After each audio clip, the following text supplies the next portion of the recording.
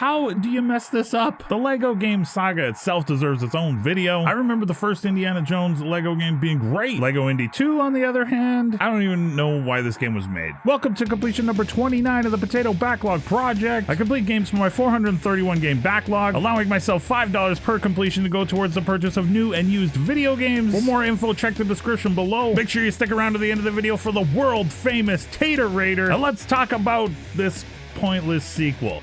In 2008, TT Games released the original Lego Indiana Jones and the first Lego Batman game. Just over a year passed and the second Lego Indiana game was released in 2009. They needed to do one of two things here. Release only Lego Batman in 2008 and then a fully realized indie game in 2009 with the Crystal Skull story, or they should have included Crystal Skull in the 2008 release. This did not need to be two games. The Lego series of games were a hit, and this was the start of TT Games pumping out as many as they could, as fast as they could. Some years putting out as many as 3 games in the same year. You can make an entire video series on companies killing great things with oversaturation and rushing things to market to capitalize on popularity. It happens with almost anything you can sell that people enjoy. I wasn't a kid when the first Star Wars Lego game released, but I still enjoyed them immensely. There was just something special and fun about them. It was like the comfort food of games. So I figured Lego Indiana Jones 2 would be a safe place for me, a fun place to rekindle warm memories of my time with Lego games. What ended up happening was me wondering why this game was even made at all. Crystal Skull the movie came out 1 month before the original Lego Indiana Jones game, but they didn't include it in that package for whatever reason. So the next year you create a game with levels based off that movie, but then also include the original movies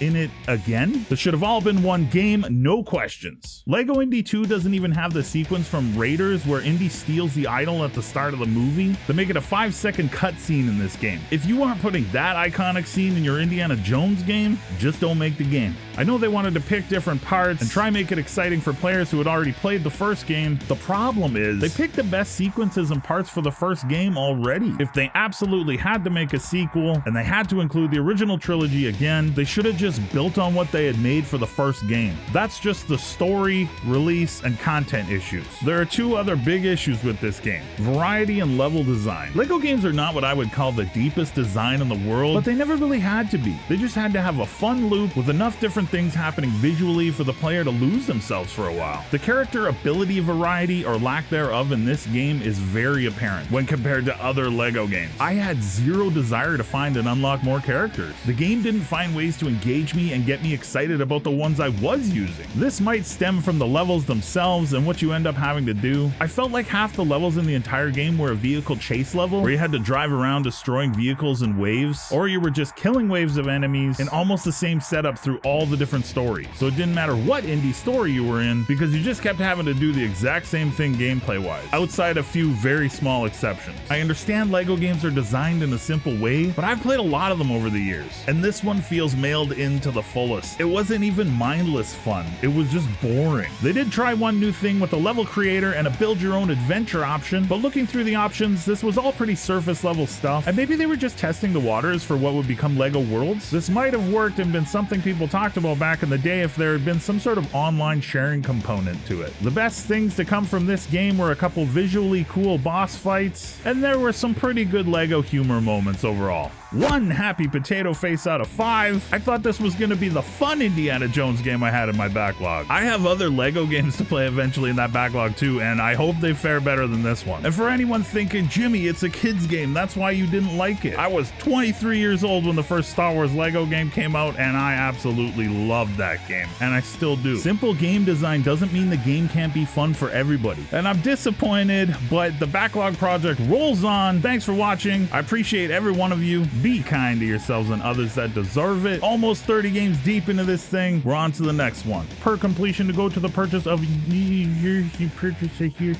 there. Man, how do you get bored playing a Lego game? Alright. Okay. Hey yo.